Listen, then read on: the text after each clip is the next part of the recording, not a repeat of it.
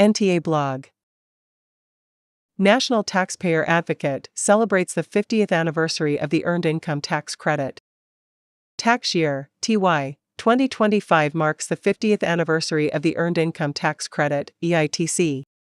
The Tax Reduction Act of 1975 introduced the EITC as a modest tax break to provide financial help to economically challenged working families. Over the years, the EITC has grown into the federal government's largest refundable tax credit program for low to moderate income workers. What is the Earned Income Tax Credit? The EITC is a tax credit for people who work and whose earned income is within a certain range. Earned income includes the taxable income and wages earned from working. There are eligibility rules, including filing a tax return, having income within a certain range, and using the proper filing status. The amount of the credit depends on income, filing status, and number of qualifying children, if any. The amount of income varies by filing status and is adjusted annually. For example, taxpayers who file a joint tax return and earned less than $66,819 in TY 2024 may qualify for the EITC if they have 3 or more qualifying children. In TY 2025, the threshold for these joint filers increases to $68,675. For single filers, those filing as head of household, or married filing separately, the TY 2024 threshold is $59,899, increasing to $61,555 in TY 2025 if they have 3 or more qualifying children. The income thresholds are lower for taxpayers with fewer or no qualifying children.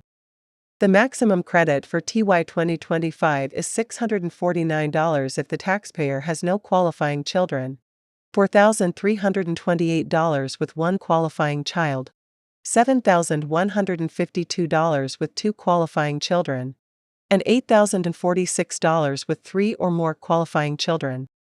There are additional requirements to qualify for the EITC, including having a valid Social Security number for any filers or dependents, being a U.S. citizen or resident alien, and using certain filing statuses. As TAS and other stakeholders have discussed, the rules to qualify are complex and taxpayers may want to use the IRS's EITC assistant to help determine if they qualify for the credit prior to filing their tax return. Choosing a preparer to assist with the EITC. Taxpayers who wish to claim the EITC with the assistance of a tax preparer should choose their preparer carefully and consider using a credentialed return preparer. Credentialed preparers are subject to regulations governing practice before the IRS. For example, credentialed preparers must exercise due diligence to accurately prepare tax returns and are required to possess the appropriate level of knowledge and skill to perform tax return preparation services. Conversely, non-credentialed return preparers are not subject to the regulations governing credentialed return preparers, but they must still have a valid 2024 Preparer Tax Identification Number, PTIN, to receive compensation for preparing, or assisting in the preparation of, a return. A PTIN is a number issued by the IRS to paid federal tax return preparers. A reputable preparer will always sign their name and include their PTIN when preparing a tax return. The IRS maintains a searchable directory of paid tax return preparers with credentials recognized by IRS. The IRS may request additional information before issuing an EITC refund. When the IRS requests additional information prior to paying an EITC claim, it is often because IRS records show that a child claimed by the taxpayer does not meet the complex age, relationship, or residency tests to be considered a qualifying child under the statute. Another common reason is because the income shown on the return is inconsistent with IRS records or does not meet the statutory income requirements. The IRS notifies a taxpayer that they need to further support their EITC claim by sending a notice, such as Notice CP-75 or CP-75A. It is important that taxpayers promptly provide the additional information requested, otherwise, the IRS will continue to hold the refund. NTA continues to advocate for EITC simplification.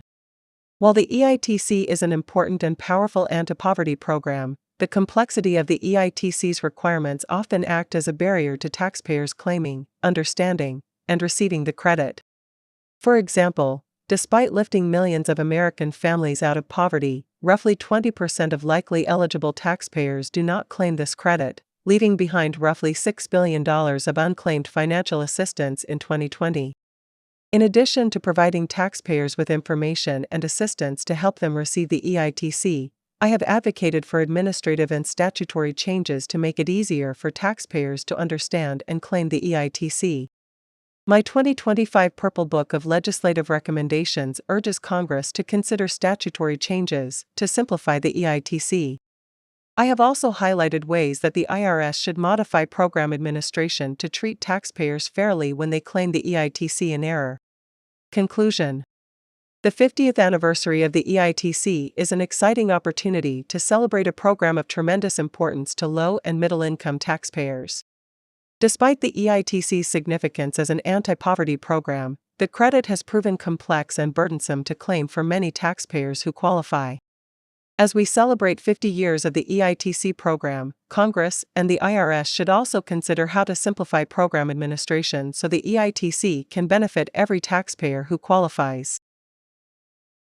The views expressed in this blog are solely those of the National Taxpayer Advocate. The National Taxpayer Advocate presents an independent taxpayer perspective that does not necessarily reflect the position of the IRS, the Treasury Department, or the Office of Management and Budget. You have listened to an audio version of the NTA blog. This is a computer-generated AI voice narration. Inconsistencies in pronunciation and tone may occur.